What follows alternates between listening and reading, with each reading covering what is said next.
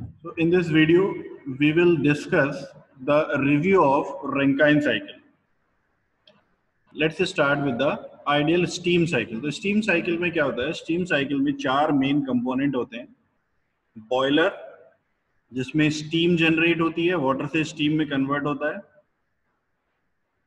Turbine, जहाँ पे expansion होता है steam का और work output मिलता है. Condenser, कंडेंसर में वापस स्टीम से वाटर में वो कन्वर्ट हो जाता है, वर्किंग फ्लूइड है.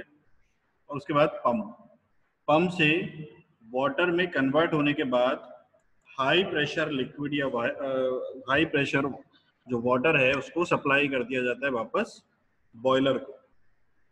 ठीक है.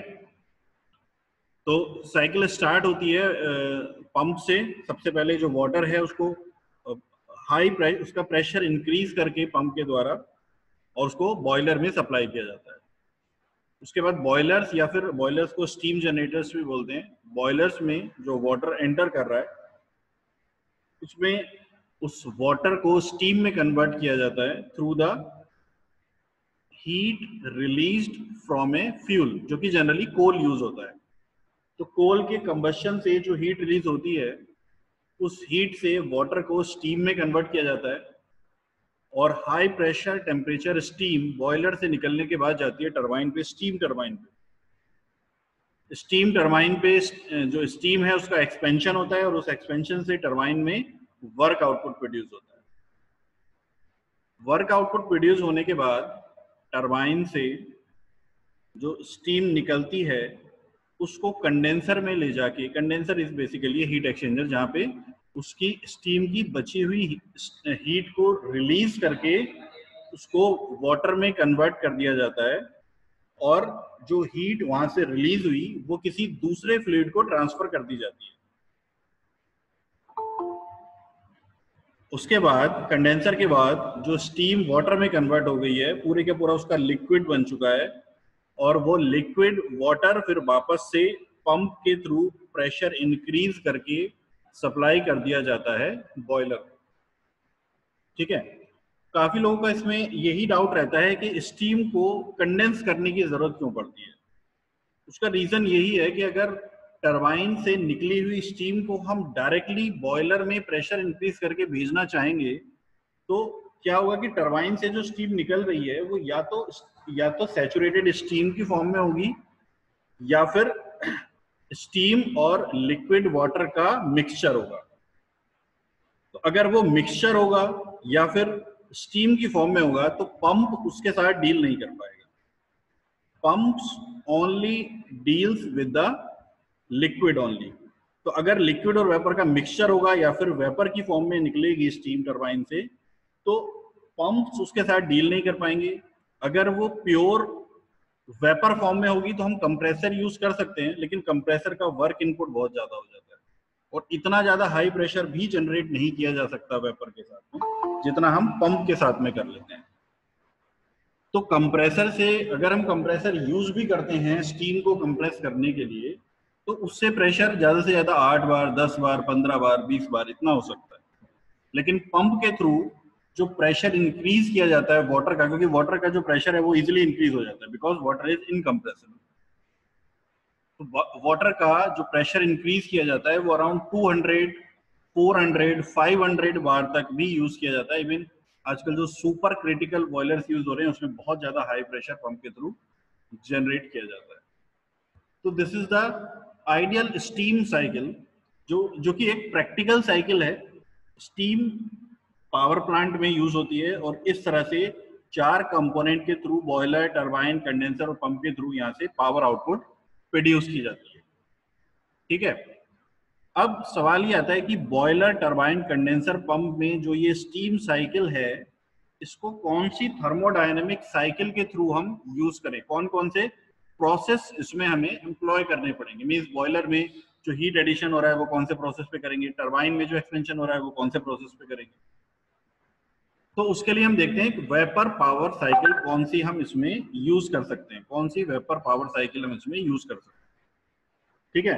तो सबसे पहले हम देखते हैं क्योंकि सबसे ज्यादा जो इफिशियंसी है वो कार्नोट साइकिल की है. तो देखते हैं कि क्या कार्नोट साइकिल को हम यहाँ पे यूज कर सकते हैं।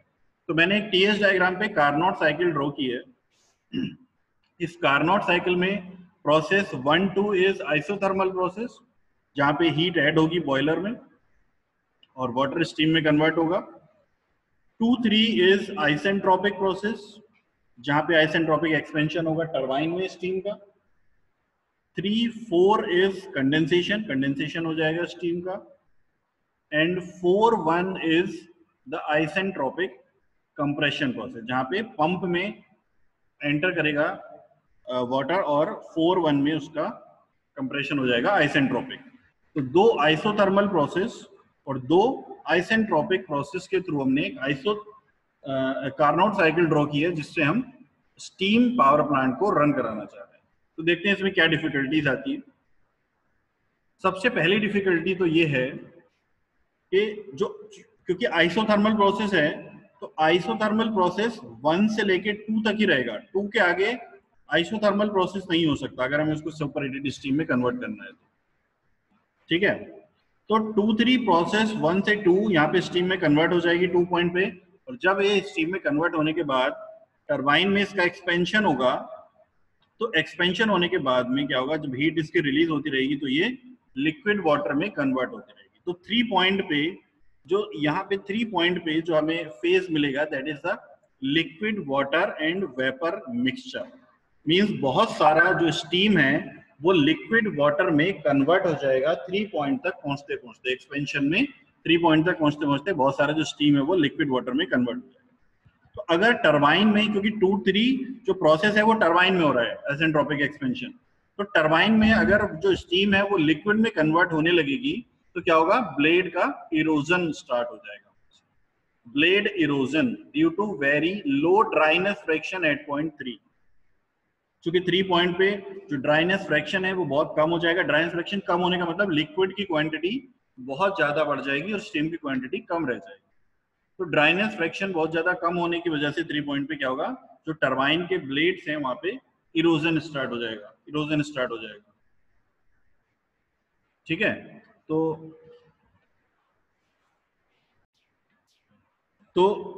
उसके बाद क्या होगा, 3 पॉइंट से 4 पॉइंट तक जब उसका कंडेंसेशन होगा, कंडेंसर में हीट रिमूवल होगा, तो 4 पॉइंट पे उसका कंडेंसेशन स्टॉप करना होगा और 4 पॉइंट से 1 पॉइंट तक उसका आइसेंट्रोपिक कंप्रेशन करना होगा पंप में। अब यहाँ पे 2 डिफिकल्टी है। पहली डिफिकल्टी तो ये है, क्योंकि 4-1 आइसेंट्रोपिक कंप्रेशन करना है, तो 4 पॉइंट पे उसके कंडेंसेशन को स्टॉप करना इम्पॉसिबल है। भाई कोई स्टीम और वाटर का मिक्सचर है या स्टीम भी, आपने उसका कंडेंसेशन स्टार्ट कर दिया, तो उसका कंडेंसेशन आपको किस पॉइंट पे रोकना है ये आप कैसे डिसाइड कर सकते हैं? ये आप डिसाइड नहीं कर सकते। अगर हीट रिमूव हो रही है तो फिर वो पूरी हीट रिमूव हो जाएगी और ये जो कंडेंसेशन है वो पूरे का पूरा जब तक लिक्विड में कन्वर्ट नहीं हो जाएगी स्टीम, तब तक ये कंडेंसेशन प्रोसेस को बीच में कहीं पे स्टॉप करना इम्पॉसिबल है। ठीक है, अगर आपने कर भी लिया तो उसके बाद क्या होगा, उसके बाद क्या होगा, 4 पॉइंट पे अगर आपने कंडेंसेशन को स्टॉप कर भी लिया तो 4 पॉइंट पे आइसेंट्रोपिक कंप्रेशन होगा लिक्विड और वेपर मिक्सचर का, क्योंकि 4 पॉइंट पे पूरा लिक्विड में कन्वर्ट नहीं हुआ है। 4 पॉइंट पे भी क्या है, वो लिक्विड और वेपर का मिक्सचर है। तो 4 पॉइंट पे लिक्विड और वेपर का मिक्सचर है, तो फिर से वही डिफिकल्टी जो मैंने अभी बताई कि पंप जो है वो लिक्विड वाटर और वेपर के मिक्सचर के साथ डील नहीं कर सकते।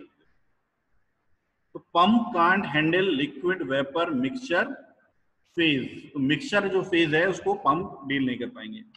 अब नेक्स्ट डिफिकल्टी कि अगर हम दोनों डिफिकल्टी है कि 4 पॉइंट पे कंडेंसेशन को स्टॉप नहीं कर सकते और 4 पॉइंट पे कंडेंसेशन को हमने अगर स्टॉप कर लिया, 4 पॉइंट पे अगर कंडेंसेशन को हमने स्टॉप कर भी लिया तो ये डिफिकल्टी है। तो क्यों ना हम इसको पूरा कंडेंसेशन होने दें 4 पॉइंट तक। ठीक है, तो कंडेंसेशन वाली प्रॉब्लम तो सोल्व होगी, पूरा हमने इसको कंडेंस कर लिया 4 पॉइंट तक। अब 4 पॉइंट तक इसको कंडेंस करने के बाद, 4 पॉइंट तक इसको कंडेंस करने के बाद में जब हम इसका आइसेंट्रोपिक कंप्रेशन करेंगे लिक्विड का पंप में, तो क्या होगा, 4 पॉइंट से हमें चूंकि नेक्स्ट जो प्रोसेस है बॉयलर में हीट एडिशन का, वो कांस्टेंट टेम्परेचर पे करना है, और कांस्टेंट टेम्परेचर पे सिर्फ फेस चेंज में ही हो सकता है। अगर फेस चेंज है तब तो कांस्टेंट टेम्परेचर है, वरना आप कैसे हीट ऐड करोगे isothermally, that is the another a difficult task. तो अगर आपने इसको 4 पॉइंट तक लेके गए कंडेंसेशन में ही, तो जब आप इसका आइसेंट्रोपिक कंप्रेशन करेंगे तो आपको ये इस 1 पॉइंट के पैरेलल तक लेके जाना पड़ेगा। यहाँ 1 पॉइंट के पैरेलल तक पॉइंट तक यहाँ तक कंप्रेशन इसका करना पड़ेगा, और तब जाके ये आइसोथर्मल प्रोसेस बनेगा, जो कि इम्पॉसिबल है। तो आप इसमें हीट ऐड करोगे पहले, सब कूलिंग मतलब जो वाटर है उसका टेम्परेचर को इंक्रीज करने के लिए, और टेम्परेचर को इंक्रीज करने के लिए आप आइसोथर्मल प्रोसेस कैसे कर सकते हो? जब तक टेम्परेचर पहुंचेगा नहीं 100 डिग्री सेंटीग्रेड तक, वो स्टीम में कन्वर्ट कैसे होगी? ठीक है, तो टेम्परेचर को इंक्रीज करने के लिए आइसोथर्मल प्रोसेस इम्पॉसिबल हो गया। तो इसलिए कार्नोट साइकिल जो है वो यहाँ वेपर साइकिल्स में यूज नहीं हो सकती। अगर इस तरह की साइकिल हम बना लेंगे जैसी यहाँ पे टीएस डायग्राम में बनी हुई है, तो उसकी इफिशियंसी तो बहुत ज्यादा होगी, लेकिन उसमें जो कुछ प्रोसेसेस हैं वो ऑलमोस्ट इम्पॉसिबल हो जाएंगे, और वर्क आउटपुट यहाँ पे बहुत ही कम हो जाएगा। इसलिए वेपर पावर साइकिल में हम रैंकाइन साइकिल का यूज करते हैं, ना कि कार्नोट साइकिल का। तो समझ में आ गया कि कार्नोट साइकिल क्यों इम्पॉसिबल है वेपर पावर साइकिल में स्टीम पावर प्लांट्स में यूज करना। हालांकि उसकी इफिशियंसी तो ज्यादा होती है, लेकिन वहां पे कुछ भी वर्क प्रोड्यूस नहीं हो पाएगा।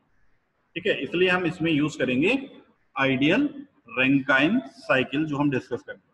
अब रैंकाइन साइकिल में क्या होगा, जो प्रोसेस है, पहले पंप में उसका लिक्विड वाटर का कंप्रेशन होगा, उसके बाद में क्या होगा कि 1 से 2 आइसेंट्रोपिक, देखिए डायग्राम में, टीएस डायग्राम में देखिए 1 से 2 पहले आइसेंट्रोपिक कंप्रेशन होगा पंप में लिक्विड वाटर का। उसके बाद 2 पॉइंट पे प्रेशर उसका इंक्रीज करने के बाद 2 से लेके 3 तक कांस्टेंट प्रेशर पे हीट एडिशन होगा बॉयलर में।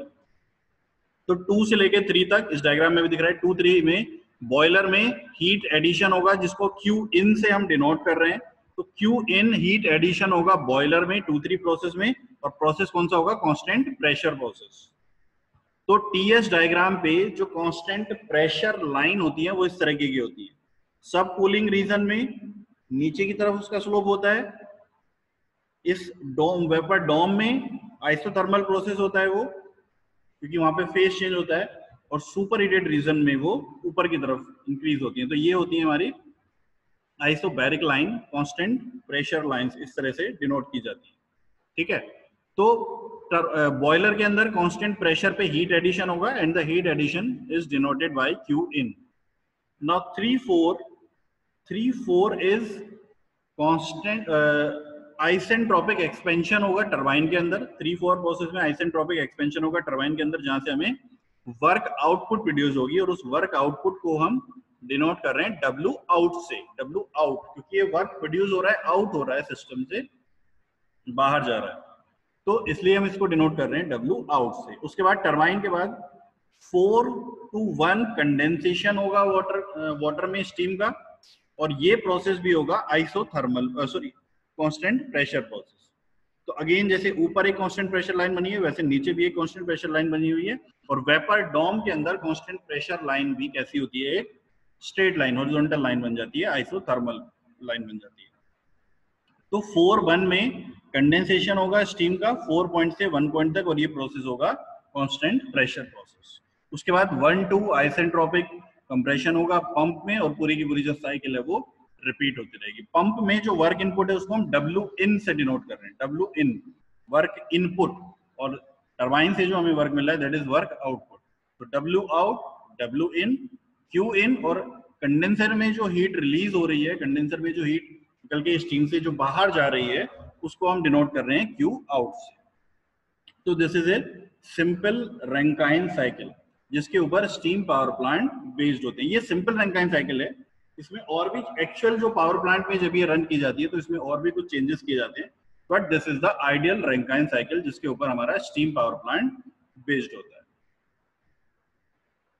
अब हम अगर फर्स्ट लॉ एनालिसिस करते हैं इस साइकिल की, तो स्टडी फ्लो एनर्जी इक्वेशन अगर हम लगाते हैं किसी एक प्रोसेस के ऊपर, तो वो क्या होती है? Q dot minus W dot. Q dot Q dot denote कर रहा है हीट फ्लो रेट और डब्ल्यू डॉट डिनोट कर रहा है वर्क फ्लो रेट, यानी कि रेट पर यूनिट टाइम में हम इसको डिनोट कर रहे हैं। तो क्यू डॉट माइनस डब्ल्यू डॉट, ये स्टडी फ्लो एनर्जी इक्वेशन है, क्यू डॉट माइनस डब्ल्यू dot is equal to summation of m dot h e plus v e square by 2 plus g z e का मतलब है एग्जिट। एग्जिट पे हम enthalpy ले रहे हैं, एग्जिट की वेलोसिटी ले रहे हैं और एग्जिट पे कितना एलिवेशन है वो ले रहे हैं। तो एग्जिट की एंथैल्पी एच ई से डिनोट कर रहे हैं, एग्जिट की वेलोसिटी को वी से डिनोट कर रहे हैं और एग्जिट के एलिवेशन को जेड ई से डिनोट कर रहे हैं। Minus summation of m dot, m dot क्या है, mass flow rate of steam.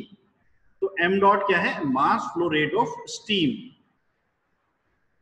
Bracket में h i plus v i square by 2 plus g z i. I denote कर रहा है इनलेट, किसी भी प्रोसेस के लिए हम इसको यूज कर सकते हैं। इनलेट और एग्जिट, मतलब अगर पंप के लिए यूज कर रहे हैं तो पंप का इनलेट और पंप का एग्जिट। अगर टरबाइन के लिए यूज कर रहे हैं तो टरबाइन का इनलेट किस पॉइंट पे है और टरबाइन का एग्जिट। बॉयलर के यूज कर रहे हैं तो बॉयलर का इनलेट, बॉयलर का एग्जिट।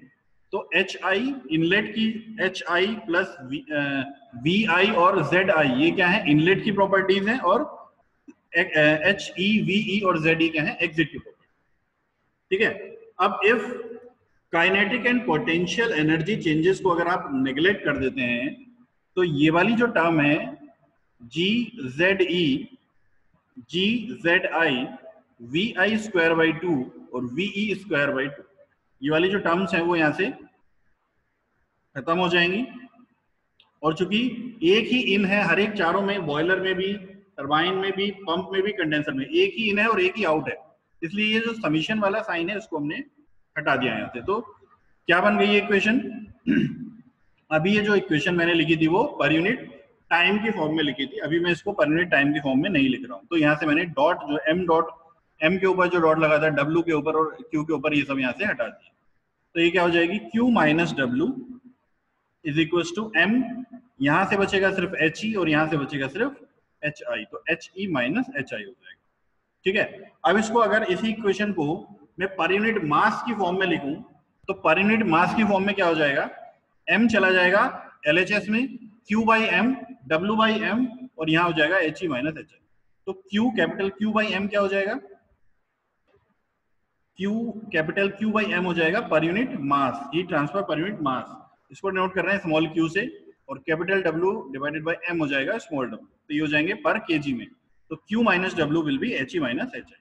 तो q minus w is equal to h e minus H I is the first law of thermodynamics for flow process, यानी कि ये जो हमें स्टडी फ्लो एनर्जी इक्वेशन अगर हम किसी एक प्रोसेस के लिए अप्लाई करते हैं ना, अगर हम पूरी साइकिल के लिए इसको अप्लाई करेंगे तो पूरी साइकिल के लिए अगर हम इसको अप्लाई करेंगे तो क्या होगा, सबसे पहले देखते हैं Q। तो ये क्योंकि पूरी साइकिल के लिए अप्लाई करेंगे तो पूरी साइकिल में Q क्या हो जाएगा, summation of Q minus summation of W। अब पूरी साइकिल में 4 प्रोसेस हैं, तो 4 प्रोसेस में समीशन ऑफ Q क्या हो जाएगा, एक, चारों प्रोसेस में से 2 प्रोसेस तो आइसेंट्रोपिक हैं, पंप में और टरबाइन में जो प्रोसेस हो रहे हैं वो आइसेंट्रोपिक हैं, और आइसेंट्रोपिक का मतलब उनमें तो कोई हीट का इंटरेक्शन नहीं है, बचते हैं 2 प्रोसेस, बॉयलर और कंडेंसर। तो बॉयलर में हीट एडिशन है Q और कंडेंसर में हीट रिजेक्टेड है Q आउट। तो Q की जगह पे कितना आ जाएगा, Q in minus Q out और माइनस W, तो माइनस को अगर हम RHS में ले जाएं तो हो जाएगा प्लस W, तो प्लस W में कितना हो जाएगा, W आउट माइनस W इन। अब RHS में ये भी बचता है HE माइनस HI। तो आउट पॉइंट क्या हो जाएगा, क्योंकि हम साइकिल के लिए यूज कर रहे हैं तो साइकिल की डेफिनेशन क्या होती है, साइकिल की डेफिनेशन होती है कि उसका इनिशियल पॉइंट और एग्जिट पॉइंट सेम होते हैं। अगर हम बात करें कि इनिशियल पॉइंट और एग्जिट पॉइंट सेम है तो इसका मतलब HE माइनस HI क्या हो जाएगा, 0 हो जाएगा, क्योंकि अगर हम इनिशियल पॉइंट और फाइनल पॉइंट को सेम ले रहे हैं तो क्या हो जाएगा, HI माइनस HI, तो ये कैंसिल हो जाएगा और 0 हो जाएगा। तो क्या बचेगा, Q is equal to W, summation of Q is equal to summation of W। ठीक है, और यही हमारा फर्स्ट लॉ ऑफ थर्मोडायनेमिक्स भी होता है, summation of Q is equal to summation of W। तो समीशन ऑफ Q में आ जाएगा Q in minus Q out और समीशन ऑफ W में आ जाएगा Q out minus Q in. ठीक है, now Q out minus Q in ये क्या है, जितना वर्क प्रोड्यूस हुआ उसमें से जितना उसमें कंज्यूम हो गया, डब्ल्यू इन जितना उसमें कंज्यूम हो गया और डब्ल्यू आउट जितना प्रोड्यूस हुआ था। तो नेट कितना बचा, W out minus W in. तो नेट वर्क भी कितना हो जाएगा, W out minus W in. क्योंकि डब्ल्यू आउट और डब्ल्यू इन बराबर है क्यू इन क्यू आउट के, तो W net is equal to हो जाएगा Q in minus Q out is equal to W out minus W in. ठीक है, तो ये जो इक्वेशन मैंने लिखी है ये साइकिल की प्रोसेस के लिए है, पूरी साइकिल के लिए। और Q minus W is equal to H E minus H I जो है वो एक सिंगल प्रोसेस के लिए। ना अब हम इंडिविजुअल एक एक प्रोसेस को एनालाइज करते हैं वन बाय वन। सबसे पहले 1 से 2। 1 से 2 कौन सा प्रोसेस है, आइसेंट्रोपिक कंप्रेशन इन पंप। तो पंप में आइसेंट्रोपिक कंप्रेशन हो रहा है। अब देखो चूंकि आइसेंट्रोपिक कंप्रेशन है तो Q तो 0 हो गया। इक्वेशन क्या थी, Q minus W is equal to H E minus H I. तो Q तो उसमें 0 हो गया, बचा क्या माइनस डब्ल्यू। अब माइनस डब्ल्यू में डब्ल्यू इन क्या है, work done on the system. ठीक है, तो work done on the system क्या होता है, निगेटिव, यानी कि ये क्या होगा माइनस डब्ल्यू इन, और एक माइनस वहां पहले से था तो माइनस माइनस प्लस हो जाएगा। एलएचएस में बचेगा डब्ल्यू इन सिर्फ। आरएचएस में क्या बचेगा, एच ई माइनस एच आई, मतलब एग्जिट पॉइंट की एंथैल्पी और इनलेट पॉइंट की एंथैल्पी। तो एग्जिट पॉइंट क्या है पंप का 2 और इनलेट पॉइंट क्या है पंप का 1। तो ये क्या हो जाएगा H2 माइनस H1। ठीक है, तो प्रोसेस 1 2 के लिए Q 0 है और W इन क्या हो जाएगा H2 माइनस H1। अब देखते हैं 2 3 प्रोसेस के लिए। 2 3 process is heat addition at constant pressure, heat addition at constant pressure in boiler. तो यहाँ पे सिर्फ हीट एडिशन है, तो यहाँ पे वर्क डन 0 है, वर्क डन कुछ नहीं है, सिर्फ हीट एडिशन है यहाँ पे 2 3 प्रोसेस में। तो वर्क डन 0 यानी कि Q माइनस डब्ल्यू में से W 0 हो गया, बचा क्या Q इज इक्वल टू, क्योंकि heat added to the system है तो heat added to the system is positive, तो Q in is equal to exit minus inlet, exit point की एंथैल्पी माइनस इनलेट पॉइंट की एंथैल्पी। एग्जिट पॉइंट क्या है 3 और inlet point क्या है 2, तो ये हो गया H3 माइनस H2 ना। उसके बाद देखते हैं टरबाइन। टरबाइन 3 4 प्रोसेस में क्या है, isentropic expansion in the turbine. तो आइसेंट्रोपिक है तो यहाँ पे भी क्या हो गया Q इज इक्वल टू 0 है यहाँ पे भी। टरबाइन से जो वर्क प्रोड्यूस हो रहा है that is the work output, work done by the system. तो work done by the system is positive, यानी कि W आउट Q माइनस डब्ल्यू जो इक्वेशन थी हमारी, Q माइनस डब्ल्यू में जो W है वो पॉजिटिव है और माइनस साइन वहां पे पहले से था, ये क्या हो जाएगा minus W out, minus W out. उसके बाद आरएचएस में क्या है एच ई माइनस एच आई, यानी कि एग्जिट पॉइंट की एंथैल्पी माइनस इनलेट पॉइंट की एंथैल्पी। एग्जिट पॉइंट की एंथैल्पी क्या है 4 पॉइंट है एग्जिट और इनलेट पॉइंट क्या है 3, तो H4 माइनस H3 हो जाएगा। लेकिन एलएचएस में एक माइनस था, जब वो आरएचएस में जाएगा तो ये चेंज हो जाएगा H3 माइनस H4। तो this is the turbine work W out is equal to H3 minus H4। उसके बाद आते हैं हम कंडेंसर में। कंडेंसर में क्या है, heat rejected from the system. Heat rejected from the system क्या होती है, निगेटिव होती है। वर्क डन इस प्रोसेस में कुछ है नहीं तो W 0 हो जाएगा। इक्वेशन थी Q minus W is equal to H E minus H I. तो Q आउट क्योंकि हीट रिजेक्टेड है तो माइनस Q आउट होगा यहाँ पे, minus Q out is equal to exit point 1 inlet point 4, तो H1 माइनस H4। जब LHS का माइनस अंदर मल्टीप्लाई करेंगे तो ये हो जाएगा H4 माइनस H1। ठीक है, तो ये इस तरह से चारों प्रोसेस के लिए हमने स्टडी फ्लो एनर्जी इक्वेशन या फर्स्ट लॉ अप्लाई करके हमने W इन कितना होगा, Q इन कितना होगा, W आउट कितना होगा और Q आउट कितना होगा वो हमने कैलकुलेट किया।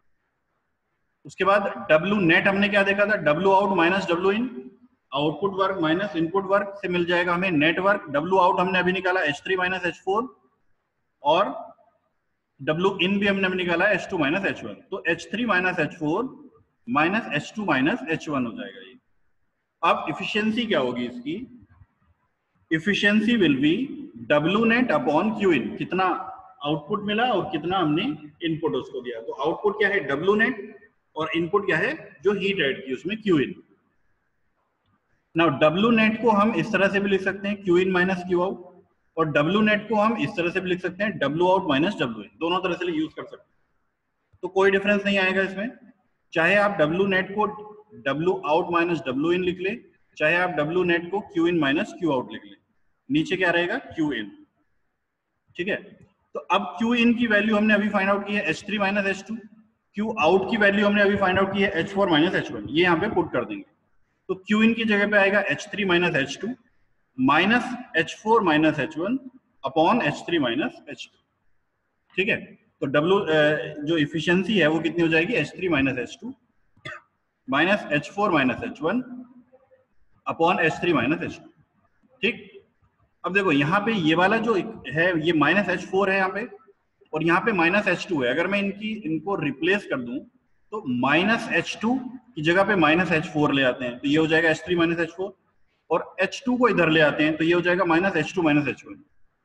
क्योंकि दोनों माइनस में थे तो कोई डिफरेंस नहीं आएगा, H4 को इधर ले गए और H2 को इधर ले गए, तो क्या हो गया H3 minus H4 minus H2 minus H1। अब देखो H3 माइनस H4 क्या था, W आउट, और H2 माइनस H1 क्या था, पंप वर्क, W इन।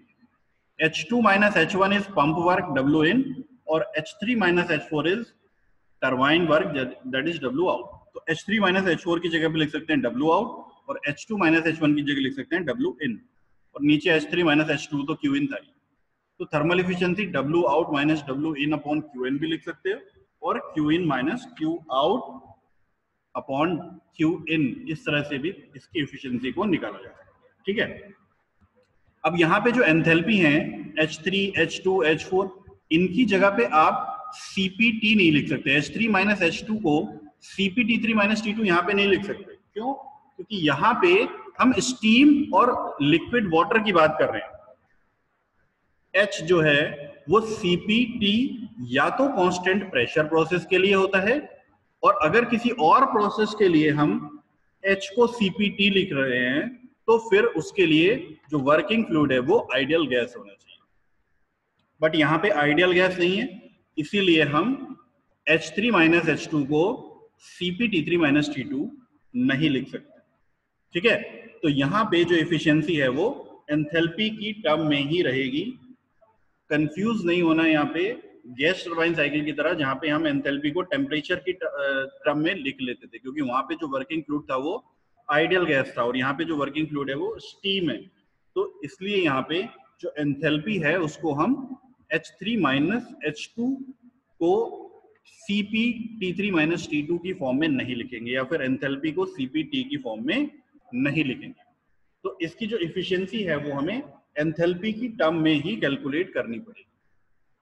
ठीक है, एंथैल्पी की टर्म में जो इक्वेशन यहाँ पे लिखी है, चाहे हम उसको Q in minus Q out upon Q in की फॉर्म में निकालें, या फिर W out minus W in upon Q in की फॉर्म में निकालें, इफिशियंसी बिल्कुल सेम ही आने वाली है। ठीक है, उसके बाद है कि इफिशियंसी को कैसे इंक्रीज किया जा सकता है, साइकिल की इफिशियंसी को कैसे हम इंक्रीज कर सकते हैं। तो उसके दो मेथड होते हैं। Efficiency of Rankine cycle can be increased by decreasing mean temperature of heat rejection, या फिर सेकेंड है increasing mean temperature of heat addition. अब देखते हैं कि मीन टेम्परेचर होता क्या है। अगर ये TS डायग्राम में हम बात करें mean temperature of heat rejection, तो हीट रिजेक्शन किस टेम्परेचर पे स्टार्ट हुआ और किस टेम्परेचर पे एंड हुआ, उसका मीन अगर हम ले लें तो that is the mean temperature of heat rejection. Heat rejection किस पॉइंट पे स्टार्ट हुआ, 4 पॉइंट पे, उस पॉइंट का हमने टेम्परेचर ले लिया T4। हीट रिजेक्शन किस पॉइंट पे एंड हुआ, 1 पॉइंट पे, 1 पॉइंट का हमने टेम्परेचर ले लिया, दैट इज T1। और इन दोनों टेम्परेचर का अगर हम मीन लेंगे तो वो यही आएगा। क्यों? क्योंकि T4 और T1 बराबर है। 4 1 is constant temperature process also, क्योंकि यहाँ पे फेज चेंज हो रहा है। 4-1 प्रोसेस में सिर्फ फेज चेंज हो रहा है, तो फेज चेंज होता है कांस्टेंट टेम्परेचर पे, क्योंकि ये कांस्टेंट टेम्परेचर प्रोसेस है, तो मीन टेम्परेचर भी इसमें इतना ही होगा। तो मेथड क्या है, decreasing mean temperature of heat rejection. अगर हम इस हीट रिजेक्शन जिस टेम्परेचर पे कर रहे हैं उस टेम्परेचर को डिक्रीज करना चाहते हैं, तो उसके लिए हमें क्या करना पड़ेगा, हमें उसके प्रेशर को इंक्रीज करना पड़ेगा, कंडेंसर प्रेशर को डिक्रीज करना पड़ेगा। ठीक है, अब चूंकि कंडेंसर टेम्परेचर और प्रेशर जो होते हैं वो इन्वायरमेंट के टेम्परेचर और प्रेशर के द्वारा फिक्स होते हैं, उससे कम हम उसको नहीं लेके जा सकते, नहीं तो हमें एक्स्ट्रा वर्क इनपुट इसमें ऐड करना पड़ेगा। अगर हम एनवायरनमेंट के टेम्परेचर से नीचे कंडेंसर के टेम्परेचर को लेके जाते हैं तो हीट रिजेक्ट करने के लिए हमें यहाँ पे एक्सटर्नल वर्क प्रोड्यूस करना पड़ेगा। इसलिए ये मेथड जो है वो प्रैक्टिकली यूज नहीं होता है साइकिल की इफिशिएंसी को इंक्रीज करने के लिए। दूसरा मेथड है increasing mean temperature of heat addition. Heat addition का मीन टेम्परेचर वो क्या होगा, जिस टेम्परेचर पे हीट एडिशन स्टार्ट होता है यानी कि 2 पॉइंट, जिस टेम्परेचर पे हीट एडिशन एंड होता है यानी कि 3 पॉइंट, इन दोनों का टेम्परेचर ले लिया T2 और T3, और T2 कम है T3 ज्यादा है, इनका मीन ले लेंगे तो यहाँ बीच में कहीं पे आएगा, तो वो जो टेम्परेचर होगा उस टेम्परेचर को हम बोलेंगे mean temperature of heat addition. ठीक है, इस टेम्परेचर को हमें इंक्रीज करना है, तो इस टेम्परेचर को इंक्रीज करने के लिए हमारे पास दो मेथड होते हैं। वो दो मेथड क्या है, या तो हम बॉयलर प्रेशर को इंक्रीज करें। अगर बॉयलर प्रेशर को इंक्रीज करते हैं तो जो ये जो आइसोबैरिक कर्व है 2-3, अगर इसको प्रेशर इंक्रीज करते हैं तो ये जो कर्व है वो किस तरह से जाएगा, 2 से यहां से ही डाइवर्ट हो जाएगा और इस लाइन के ऊपर की तरफ जाएगा, इस तरह से, यहां से फिर इस तरह से और फिर ऊपर। ठीक है, तो प्रेशर, बॉयलर प्रेशर इंक्रीज करने से mean temperature of heat addition increase हो जाएगा। और दूसरा मेथड है सुपर हीटिंग, जो यहाँ पे हमने करके दिखाई है, सुपर हीटिंग। ठीक है, अगर सुपर हीटिंग नहीं करेंगे तो जो टेम्परेचर होगा एंड पॉइंट हीट एडिशन का वो यहाँ इस पॉइंट पे मिलेगा, सैचुरेटेड वेपर पॉइंट पे। तो इस पॉइंट का और 2 पॉइंट का अगर हम मीन लेंगे तो वो लाइन काफी नीचे आएगी। लेकिन अगर हम सुपर हीटिंग करेंगे तो सुपर हीटिंग करने में क्या है, क्योंकि कर्व सुपर हीटेड रीजन में ऊपर की तरफ जाता है, तो सुपर हीटिंग करने से 3 पॉइंट ऊपर की तरफ जाता रहेगा। 3 पॉइंट जितना ऊपर की तरफ जाता रहेगा टेम्परेचर इंक्रीज होगा, तो mean temperature of heat addition भी इंक्रीज होता रहेगा। ठीक है, तो ये दोनों मेथड ही प्रैक्टिकली जो पावर प्लांट्स होते हैं वहां पे साइकिल की इफिशियंसी को इंक्रीज करने के लिए यूज होते हैं। ठीक है, तो साइकिल की इफिशियंसी को इंक्रीज करने के लिए हमारे पास वैसे 3 मेथड हैं, या तो हम कंडेंसर प्रेशर को कम कर दें, या फिर बॉयलर प्रेशर को बढ़ा दें, या फिर सुपर हीटिंग करें। बट प्रैक्टिकली कंडेंसर प्रेशर को डिक्रीज करना पॉसिबल नहीं हो पाएगा, क्योंकि फिर उसमें क्या होगा, टेम्परेचर भी डिक्रीज होगा, तो इन्वायरमेंट के टेम्परेचर से लोअर टेम्परेचर से इन्वायरमेंट के टेम्परेचर पे अगर आप हीट को रिजेक्ट करोगे तो एक्सटर्नल वर्क प्रोड्यूस करना पड़ेगा। दूसरा, अगर प्रेशर वहां पे कम होगा एनवायरनमेंट के प्रेशर से तो लीकेज की प्रॉब्लम आ जाएगी, वहां पे एयर लीक करने लगेगी अंदर की तरफ। ठीक है, तो ये जो प्रॉब्लम की वजह से प्रैक्टिकली हम कंडेंसर प्रेशर को एनवायरनमेंट के टेम्परेचर प्रेशर से नीचे नहीं लेके जाते हैं। बाकी जो दो मेथड है, इंक्रीजिंग बॉयलर प्रेशर और सुपर हीटिंग, ये दोनों प्रैक्टिकली साइकिल में यूज होते हैं। इसीलिए प्रेशर को इंक्रीज करने के लिए सुपर क्रिटिकल बॉयलर्स यूज होने लगे हैं, क्योंकि वहां पे बॉयलर प्रेशर बहुत ज्यादा रहता है, अराउंड 500 to 600 बार तक भी पहुंच जाता है। ठीक है, तो प्रैक्टिकली रैंकाइन साइकिल की एफिशिएंसी को इंक्रीज करने के लिए दो मेथड यूज किए जाते हैं, increasing boiler pressure and super heating. ठीक है, तो आज के लेक्चर में बस इतना ही।